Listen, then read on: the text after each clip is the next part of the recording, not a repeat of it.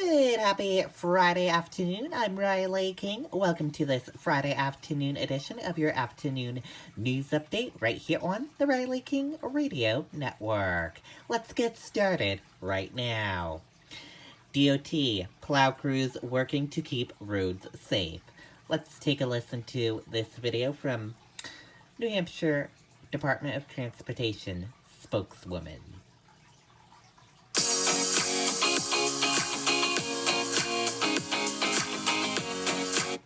Eileen Meany with the New Hampshire DOT joins us right now with the latest on their efforts. And Eileen, how are the road crews doing? They're hanging in there. It's a long-duration storm. Many of them have been out since late last night, but we are fighting the good fight as we do. I was really glad to hear about Ray discussing that strip of snow because I think that motorists are going to see that. And it's what I unofficially, it's not a technical term, but I call the grip strip. During these kinds of weather conditions, you'll often see plow operators leaving a little bit of it behind, and it's for traction. And so, like I said, I've unofficially termed this, not a technical term, but that grip strip is what provides motorists with that little bit of extra traction with this kind of mixed precipitation and freezing rain. You know, even in these conditions, treated surfaces can still be slick as we note that temperatures will be dipping later today. Well, Eileen, I know after driving through the recent ice storm, I certainly appreciate the grip strip. Just want to point out there's an accident on the right side of your screen right there. These are live pictures from our dash cam with photographer Ryan Murphy. He's driving, I believe, on Route 101 west past the Bedford area. Eileen, how long of a cleanup is this going to take? I know it's different in areas. We have sleet and freezing rain to the south and heavy snow to the north. Well, I had an opportunity to speak with, as I checked in today, with a lot of our crews, and I checked in up north and spoke with the district engineer, told me that in places like Franconia Notch at that time, which was about an hour and a half ago, they had received somewhere in the area of 16 inches of snow. And so we know that the snow is coming at a rate greater than an inch an hour. Those routes take 2 to 3 hours to complete. And so a lot of it will depend on what time the storm moves out of here, but we will continue to be at it as long as we need to be. All right. Eileen Meany with the New Hampshire DOT, thank you so much for your time. And to our road crews working out there again in another winter storm. Okay, there you go on that video and that report. Road crews deal with wintry mix in southern New Hampshire. Let's take a listen to that video from WMUR News 9. Well, Gene, just after 6 o'clock this morning is when I saw a car spin out onto the median here on 93. Now, that driver was luckily able to get his bearings with some assistance from state police. But throughout the morning, I've watched as the rain turned into freezing rain, then into sleet. And state police say since yesterday evening, they have responded to more than 80 crashes and have assisted over 15 vehicles.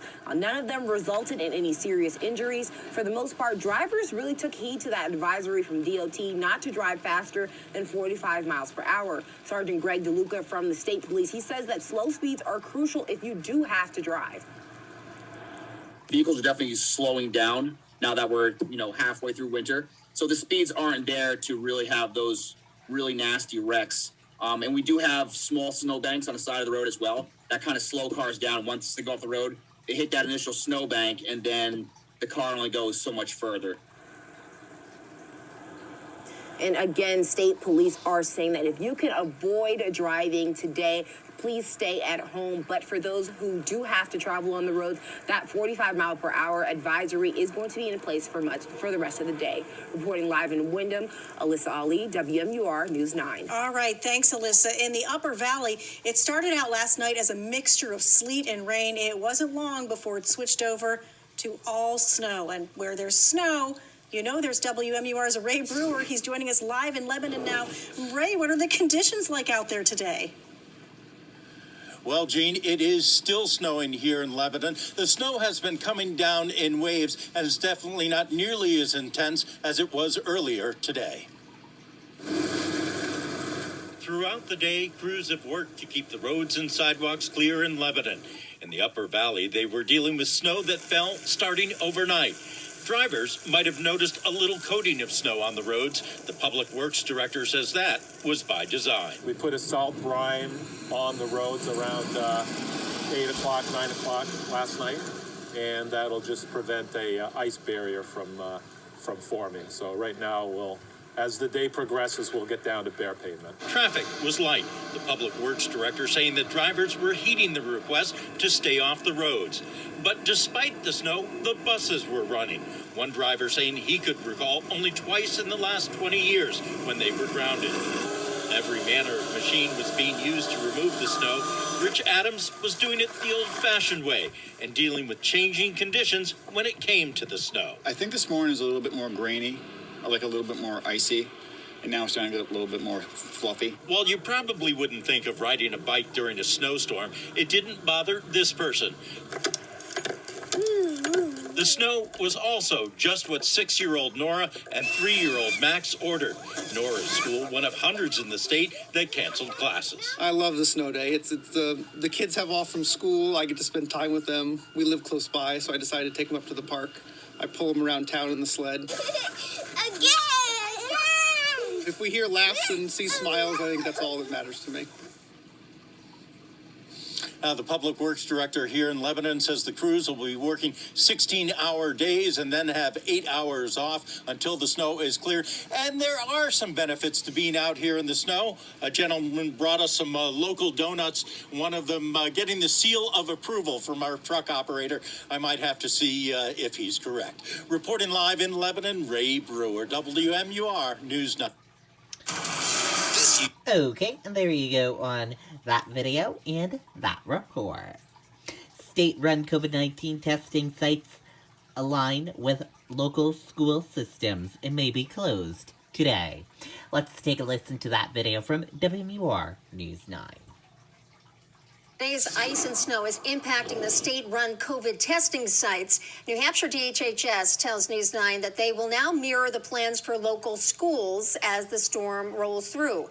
If classes are canceled in a city or town, if the schools are closed, then the site in that community will also be closed. So make sure to check before heading out to a testing site today. Okay, and there you go on that video and that report. Weather causes thousands of flight cancellations. Let's take a listen to that video from ABC News. On Ancestry, I discovered more about my great-great-grandfather, Baptiste Corretto. Ancestry threads all of the little facts together into a narrative, so you get to feel like you're walking the same path they did. Our transportation correspondent, Gio Benitez, is tracking the latest from Kennedy Airport. Good morning, Gio. Hey, George, good morning. We are just starting to feel that weather here at JFK. And just take a look at the tarmac behind me, because plane after plane is just staying put here. Already today, we are seeing more than 2,700 flight cancellations. Just about every major airport in the Northeast is affected today. Boston, Newark, LaGuardia, and JFK. Chicago as well. Dallas-Fort Worth is still struggling this morning after a slew of cancellations yesterday. More than 1,300 just at DFW Thursday.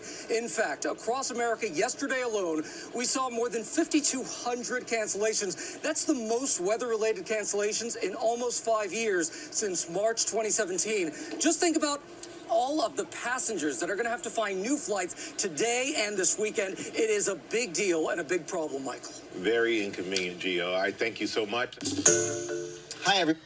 Okay, and there you go on that video and that report. And that does it for your afternoon news update right here on the Riley King Radio Network. Thank you for tuning in and listening to this afternoon news update. Goodbye.